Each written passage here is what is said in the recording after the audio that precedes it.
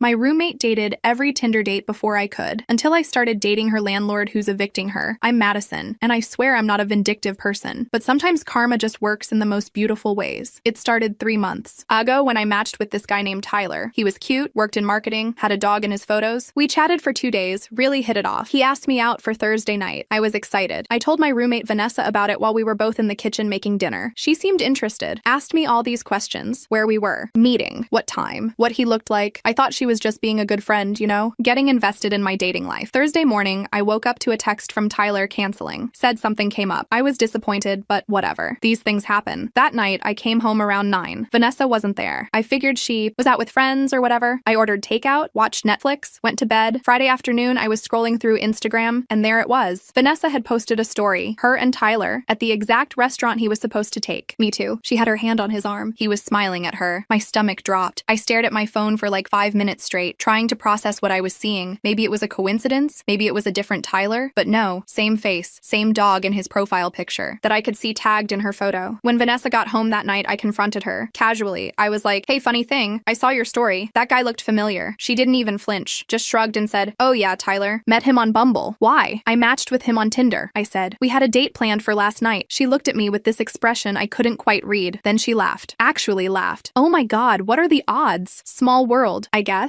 But here's the thing. I could see it in her eyes. She knew. She absolutely knew. I let it go because I didn't have proof. Maybe it really was just a bizarre coincidence. Denver's dating pool isn't that big, right? We're both single women in our late 20s. Maybe we just have similar taste in guys. 2 weeks later, I matched with Brandon, accountant. Really funny. We talked about hiking and craft beer. We planned to meet Saturday afternoon at this coffee shop downtown. Friday night, I mentioned it to Vanessa. Again, just casual conversation. I was sitting on the couch. She was in the kitchen. I said something like, "Oh, hey, I have a coffee date tomorrow with this guy Brandon." She came into the living room. "Brandon? What's his last name?" I told her. I even showed her his profile because she asked. Saturday morning, Brandon canceled. "Family emergency," he said. I didn't even need to check Instagram this time, but I did anyway. Sunday morning, there it was. Vanessa and Brandon at a brewery. She was wearing the new dress she just bought. This time, I didn't confront her immediately. I was too angry. I went to my room and just sat there, trying to figure out what was happening. Was she hacking my Tinder? Did she have access to my matches somehow? I checked my phone security, changed all my passwords. Everything seemed fine. No suspicious logins. Then I realized she didn't need to hack anything. I was literally telling her about these guys, showing her their profiles, giving her their names. She was just finding them on other apps and matching with them first, or reaching out directly if she could find them on Instagram or Facebook. It was so calculated, so deliberate. I felt sick. That night, I asked her point blank, "Did you go out with Brandon?" "Brandon who?" She was eating cereal, standing at the kitchen counter. "The guy I told you I was supposed to meet yesterday." She paused, just for a second, then continued eating. "Oh yeah, different Brandon though. Brandon Mitchell, works in finance." Mine was Brandon Mitchell too, accountant. Huh, must be the same guy then. Weird. She wasn't even trying to sound convincing anymore. "Why are you doing this?" I asked. She finally looked at me. "Doing what? Madison? Dating? Sorry, I didn't realize you had a monopoly on every single guy in Denver. You're deliberately going after the guys I match with. Prove it," she said. Then she smiled, this cold, empty smile. "Besides, if they're so quick to ditch you for me, maybe that says something about you, not me." I stood there, stunned. We'd been friends for 3 years, roommates for 2. I thought I knew her, but this person in front of me, I didn't recognize her at all. After that, I stopped telling her about my dates, stopped mentioning anything about my dating life, but the damage was done. I was paranoid. Every match felt contaminated somehow, like she was watching, waiting. I took a break from dating apps, focused on work, on my friends, on anything else. Then one Tuesday evening, I got home from work and found a notice taped to our apartment door. It was an eviction warning, addressed to Vanessa. She was 2 months behind on rent. I didn't know that. We split everything else, but we paid rent separately to the landlord. Her financial situation was her business, or so I thought. I took the notice inside and left it on the kitchen counter. When Vanessa got home, she saw it and just crumpled it up, threw it in the trash. "You're getting evicted?" I asked. "It's fine. Marcus is just being dramatic. I'll figure it out." Marcus. That was our landlord. I'd never actually met him. We'd moved in 2 years ago, but everything was done through email and a property management company. Vanessa had been the one to find the place. She'd handled most of the communication. 2 months of rent isn't nothing, I said. "Are you okay? Do you need help?" "I don't need anything from you," she snapped. Then she went to her room and slammed the door. The next day, I got an email from Marcus. He wanted to schedule a time to inspect the apartment. Routine maintenance, he said. He'd be by Friday afternoon if that worked for me. I said yes. Friday came. I worked from home that day, so I was there when he knocked. I opened the door and, okay, Marcus was not what I expected. I'd pictured some old guy, maybe in his 50s or 60s, someone who inherited property from his parents or whatever. Marcus was 32, tall, dark hair, really nice eyes. He was wearing jeans and a button-down shirt, and he had this warm, genuine smile. "You must be Madison," he said. "I'm Marcus. We shook hands. I let him in. He walked through the apartment, checking things, faucets, light fixtures, windows. He made notes on his phone. Very professional. Everything looks good, he said when he was done. You've taken good care of the place. Thanks. It's mostly me doing the cleaning, so. I didn't mean to sound bitter, but it came out that way. He caught it, raised an eyebrow. Roommate issues? I shrugged. Isn't that just part of having roommates? He smiled. Fair enough. We talked for a few more minutes. About the building, about the neighborhood. He mentioned he owned 3 properties in the area. This was his full-time job now, but he used to work in real estate development. He was easy to talk to. Really easy. And I realized, standing there in my living room, that I was attracted to him, which felt weird given the circumstances. Before he left, he paused at the door. Look, I probably shouldn't say this, but you seem like a good tenant. If Vanessa's situation doesn't resolve and you need to find a new place, I have another unit opening up next month. Smaller, but cheaper. Just keep it in mind. I will. Thanks. After he left, I couldn't stop thinking about him, which was ridiculous. He was my landlord. That was weird, right? Probably inappropriate. But then 2 days later, he emailed me. Not about the apartment. He said he'd been thinking about our conversation, and he wanted to recommend this restaurant he'd mentioned. Said if I ever wanted to check it out, he'd be happy to show me. As friends, of course. I stared at that email for like an hour. Then I said yes. We met Tuesday night. The restaurant was small, kind of hidden. Amazing Italian food. We sat there for 3 hours just talking about everything. Our families, our jobs, what we wanted out of life. He was funny, smart, thoughtful. At the end of the night, he walked me to my car. I had a really great time, he said. Me too. Would you want to do this again? Yes, definitely yes. We started seeing each other regularly, 2 or 3 times a week, coffee dates, dinner dates. We went hiking one weekend, saw a movie another night. It was easy, natural, the best relationship I'd had in years. I didn't tell Vanessa, partially because we barely spoke anymore, partially because I didn't want to. She'd made it clear she didn't want anything to do with my life, so I returned the favor. About a month into dating Marcus, he brought up Vanessa's rent situation. We were at his place having dinner. She's 3 months behind now, he said. I've tried to work with her. Offered payment plans? Nothing. She won't respond to my emails or calls. I'm going to have to file for eviction formally. What does that mean for me? I asked. You'll be fine. The lease is in both your names, but you're current on your portion. We can work something out. Transfer the lease to just you, or you can find a new roommate, or yeah, we'll figure it out. I nodded. I felt bad for Vanessa in an abstract way, but also, I was still angry about the whole dating sabotage thing. Part of me felt like this was karma. The eviction notice was served 2 weeks later. Official this time. Vanessa had 30 days. That night, she finally confronted me. I was in my room when she barged in without knocking. Did you know about this? She waved the notice at me. About what? The eviction? Did Marcus tell you he was doing this? I hesitated, which was my mistake. She saw it immediately. You did. You knew. Her face twisted. You're sleeping with him, aren't you? That's none of your business. Oh my God, you are. You're sleeping with our landlord. That's so pathetic, Madison. At least I'm not stealing other people's dates. I shot back. She laughed. This harsh, bitter sound. Is that what this is about? You're still mad about that? You deliberately sabotaged my dating life for months, and you don't even care. Those guys didn't want you anyway, she said. I did you a favor. Showed you who they really were. By lying to them? By manipulating situations? I didn't lie about anything. I was better. They chose me. The audacity, the absolute audacity of her statement made me speechless. Get out of my room, I finally said. This is my apartment too. For 30 more days. She stared at me. Then she left, slamming the door behind her. Over the next week, Vanessa became impossible to live with. She stopped cleaning up after herself completely, left dishes in the sink for days, played music loud at weird hours, brought random people over at 2 in the morning. I started staying at Marcus's place more. It was easier, quieter. Plus, I was falling for him. Really falling. We hadn't said the words yet, but I felt it, and I was pretty sure he did too. One night, we were lying in his bed, just talking. I asked him, why'd you ask me out? Isn't it weird? The landlord-tenant thing? He thought about it. Honestly? Yeah, probably. But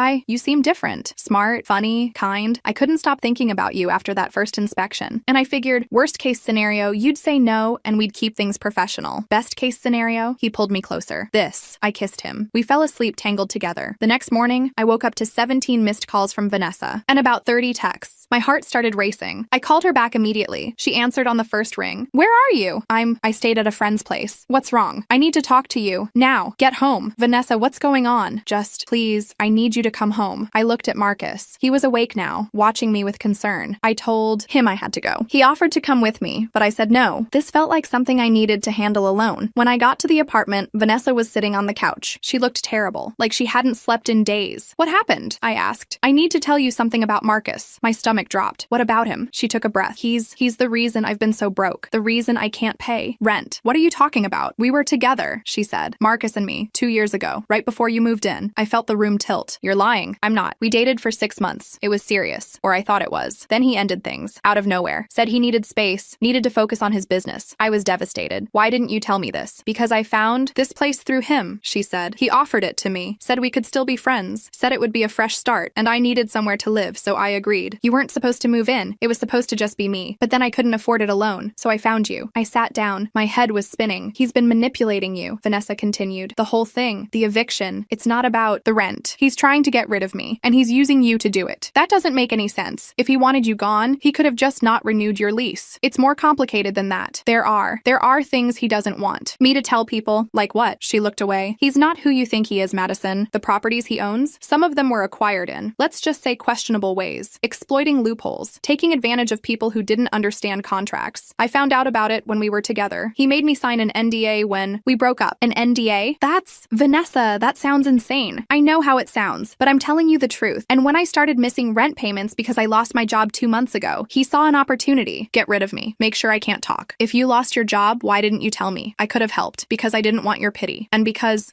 I was embarrassed, okay? About everything. The job, Marcus, all of it. I didn't know what to believe. Part of me wanted to think she was making this up, trying to manipulate me like she'd manipulated those dating situations. But there was something in her voice, something raw and real that I hadn't heard in months. I need to talk to Marcus, I said. Be careful, please. He's good at making people believe him. I left the apartment and drove to Marcus's place. He was home, seemed happy to see me, until he saw my face. What's wrong? He asked. Did you date Vanessa? His expression changed, became guarded. Yes, briefly, 2 years ago. Why didn't you tell me? Because it didn't matter. It was over long before I met you. She said you made her sign an NDA. He ran his hand through his hair. It's not what she made it sound like, I'm sure. So, you did make her sign one? Yes, but there were reasons. She was threatening to spread rumors about my business. False information that could have ruined my reputation. The NDA was to protect myself. What kind of rumors? Does it matter? They were lies, Madison. She was angry about the breakup and wanted to hurt me. Were they lies, though? I asked. The stuff about your properties. The questionable acquisitions. He looked at me for a long moment. Is that what she told you? That I'm some kind of slumlord? Taking advantage of people? Is it true? I've never done anything illegal. Everything I've done has been by the book. Legal. But yes, I've bought properties that were in distress. Worked deals that were favorable to me. That's business, Madison. That's how real estate works. Did you use her to get information about properties? About people? He didn't answer immediately, which was answer enough. She worked for a property management company, he finally said. She had access to information about buildings that were struggling. Owners who were behind on mortgages. I used that information, yes, but she knew what I was doing. She was helping me, willingly, until she wasn't. Until she realized she could try to blackmail me with it, he said. That's when I ended things. That's when the NDA happened. I felt nauseous. So you did use her. We used each other. It was mutually beneficial until it wasn't. And now, the eviction? Is that really about rent? Yes, he said firmly. I've given her multiple chances, offered payment plans. She's refused every option. What am I supposed to do? Let her stay until she finds a job, work something out. Why would I do that? She's not my problem anymore. The coldness in his voice. It was like seeing him for the first time. Really seeing him. Is that what I am too? I asked. Mutually beneficial until I'm not? That's not fair. What we have is different. Is it? Or am I just another convenient situation for you? Madison, come on. You know how I feel about you. Do I? Because right now I'm wondering if this whole thing was just about getting back at Vanessa. Using me to make her feel worse, to twist the knife. That's not why I asked you out. But it was part of it, wasn't it? You knew it would bother her. You knew it would hurt. He didn't deny it. He didn't say anything. I left. I drove around for an hour, just trying to process everything. Both of them had lied to me. Both of them had used me in different ways. Vanessa with her dating sabotage, Marcus with whatever this was. I felt like an idiot. When I got back to the apartment, Vanessa was still on the couch. She looked up when I came in. You were right, I said. About some of it anyway. She nodded. Didn't look smug or satisfied, just tired. Why did you do it? I asked. The thing with my dates. The sabotage. She was quiet for a long time. Then she said, because I was jealous. You were so happy, so optimistic. Every guy you matched with, you'd get this excited look on your face. Like this one might be different. This one might be special. And I couldn't have that anymore. Marcus ruined that for me. So I wanted to ruin it for you too. It was the most honest she'd been with me in months. Maybe ever. That's really messed up, I said. I know. I'm sorry. I know that doesn't fix anything, but I am. We sat in silence for a while. I broke up with him, I finally said. Marcus, good. I don't know if I believe everything you told me about the properties and the exploitation, but I believe he used you, and I believe he was using me, too. He's good at that, she said. Making you feel special. Making you think you're different from everyone else. Yeah, he is. More silence. I really do need to move out, Vanessa said. I can't afford this place, even if Marcus wasn't evicting me. I lost my job, and I've been trying to find something else, but it's been hard. What happened? Why'd you lose it? Budget cuts. Whole department got laid off. Wrong place, wrong time. Why didn't you just tell me? We could have figured something out. Because asking for help feels like admitting defeat, and I've been feeling defeated enough as it is. I thought about it, about everything that had happened. I'm still angry, I said, About what you did. The dates thing. That was cruel. I know, but I get it. Why you did it. Doesn't make it okay, but I get it. She looked at me. Really looked at me. I don't deserve your understanding. Probably not, but you have it anyway. Over the next few days, we talked more. Really talked. About Marcus. About what had happened between them. About the pressure she'd been under. About how the sabotage had started small and then spiraled. She told me about the properties Marcus had acquired. The families who'd lost their homes. How he'd technically done nothing illegal, but morally, it was murky at best. I wanted to do something about it. Report him somehow. But Vanessa said the NDA made that complicated. And without proof beyond her word, it would just be accusations. Still, I couldn't let it go completely. I spent a week digging into Marcus's business. Public records, court filings, news articles. There wasn't much. He was careful. But there were patterns. Properties bought for suspiciously low amounts. Previous owners who'd filed for bankruptcy shortly after. Then I found something. A lawsuit filed 3 years ago. A family who'd lost their home claimed Marcus had misrepresented terms of a contract. The case was settled out of court. Sealed records. But I remembered something Marcus had said once. About a property deal that had gotten messy. He'd been vague about details, but he'd mentioned the settlement amount. It was public record in a different filing. I started connecting dots. Found other settlements. Other NDAs. A pattern of behavior that wasn't illegal exactly, but was definitely exploitative. I compiled everything into a document. Spent hours making sure it was accurate. Checked every source twice. Then I sent it to a local journalist who'd written about housing issues before. Someone who might actually do something with the information. I didn't tell Vanessa. Not yet. Maybe nothing would come of it, but at least I'd tried. 3 days later, the journalist reached out. She wanted to interview me, and she wanted to talk to Vanessa if possible. I told Vanessa. She was scared at first. The NDA. But the journalist said she had lawyers who could help with that. Protect her. Vanessa agreed. The article came out 2 weeks later. Front page of the local news website. It didn't name Marcus directly, but it detailed patterns of predatory real estate practices in Denver. Enough dots that people could connect them. Within days, there were calls for investigations. Other victims came forward. The story got picked up by bigger outlets. Marcus tried to call me, left voicemails, sent texts. I blocked his number. He couldn't prove I'd been the source, but he probably knew. The eviction got put on hold while everything was investigated. Vanessa found a new job, not in property management this time. Something completely different. She started making payments again. Marcus ended up selling most of his properties. Whether that was because of the investigation or just to cut his losses, I don't know. Our building got sold to a new owner, someone who seemed more interested in maintaining properties than exploiting them. Vanessa and I decided to stay roommates, sign a new lease together, start fresh. It wasn't perfect. It wasn't me yet. Still had issues. Still had to rebuild trust. But we were trying. One night, about 2 months after everything went down, we were sitting on the couch watching TV. Some reality show we both hated but couldn't stop watching. Hey, Vanessa said during a commercial break, I need to tell you something. My stomach tensed. What? Tyler and Brandon, the guys I went out with. Yeah? They both asked about you after. Said they felt like they'd made a mistake, that they'd let someone manipulate them into canceling on you. What do you mean? I may have told them that you'd talked badly about them, that you were only going out with them as a backup option, that you were already seeing someone seriously. You did what? I know,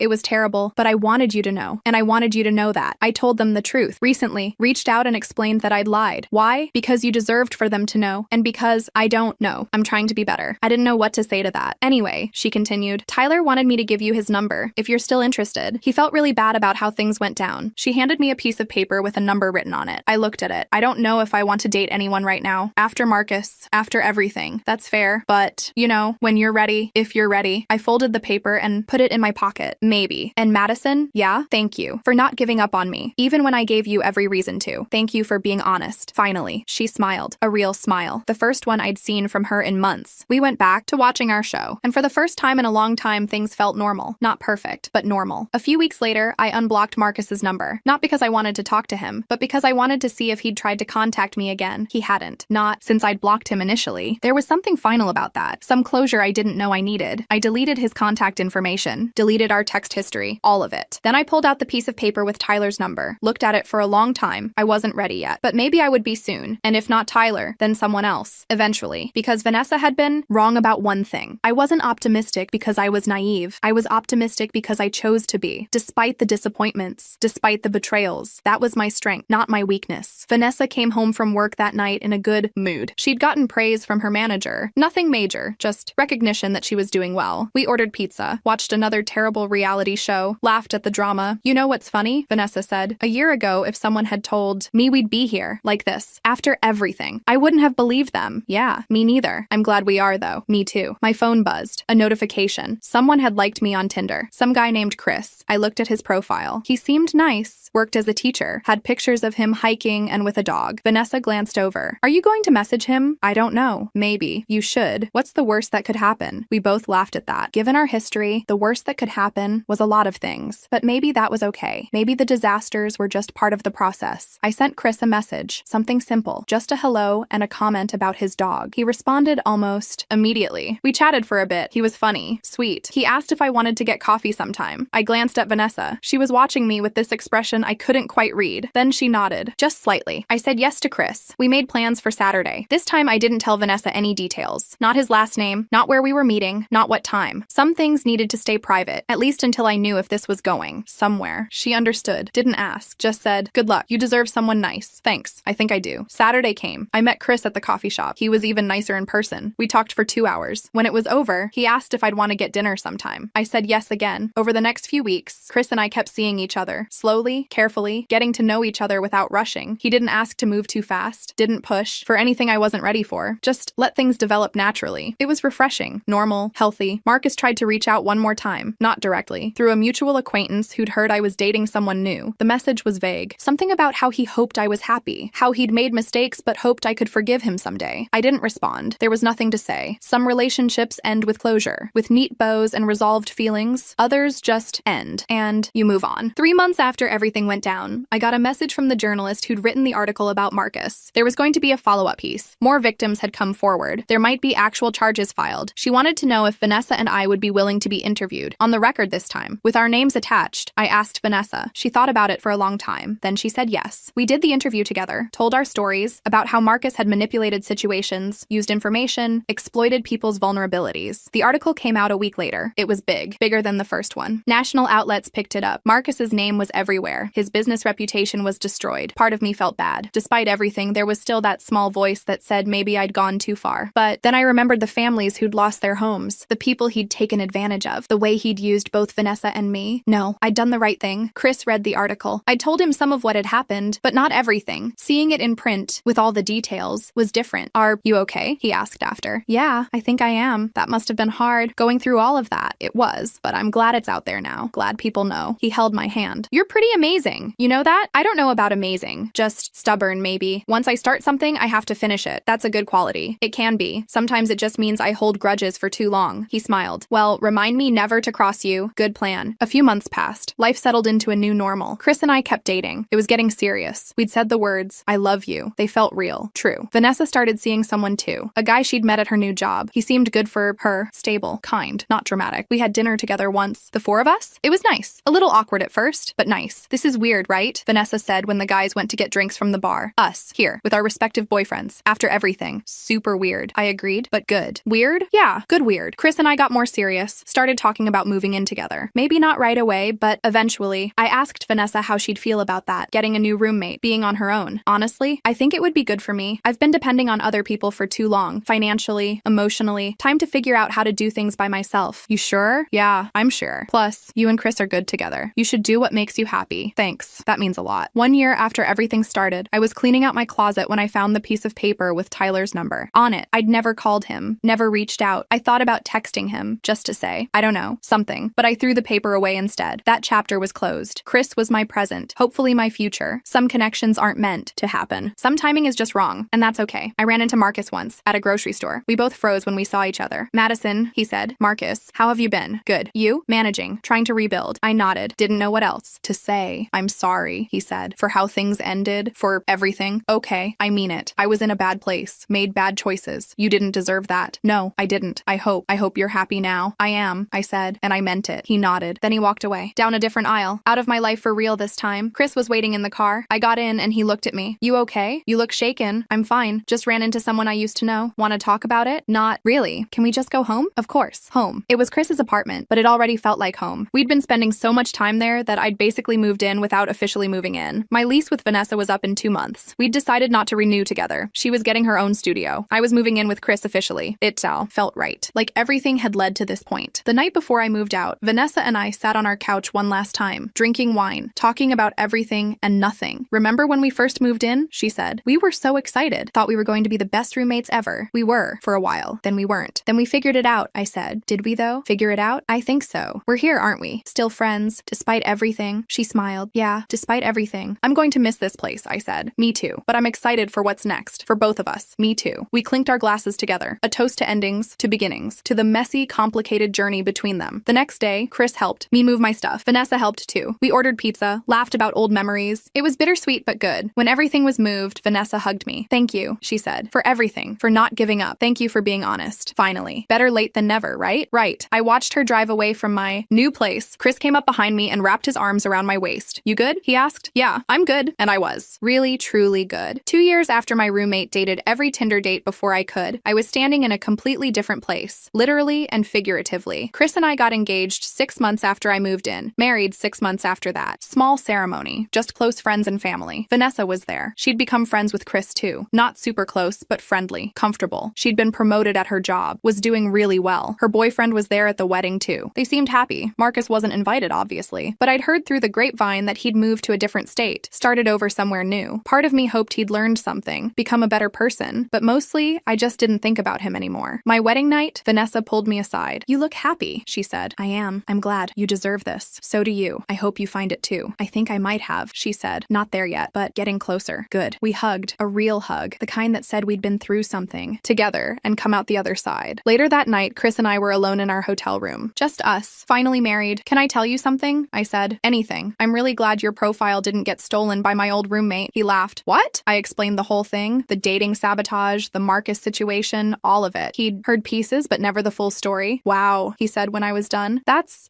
a lot. I know. Kind of a disaster. But it led to this. To us. So maybe not a complete disaster. No, not complete. He kissed me. I love you, Madison. I love you too. And that was it. That was the end of the story. Not with grand revelations or perfect closure, just with happiness, with moving forward, with choosing to build something new instead of staying stuck in something broken. Sometimes poetic justice isn't about revenge. It's just about living well, being happy, finding something real after surviving something fake. My roommate dated every Tinder date before I could, until I started dating her landlord who was evicting her. But in the end, none of that mattered, because the best relationship I ever had wasn't with Marcus. It wasn't even with any of those stolen dates. It was with Chris, someone I found on my own, someone who chose me, really chose me, and that made all the rest of it worth it. Even the messy parts, even the painful parts. Because sometimes you have to go through the disaster to find the happiness waiting on the other side.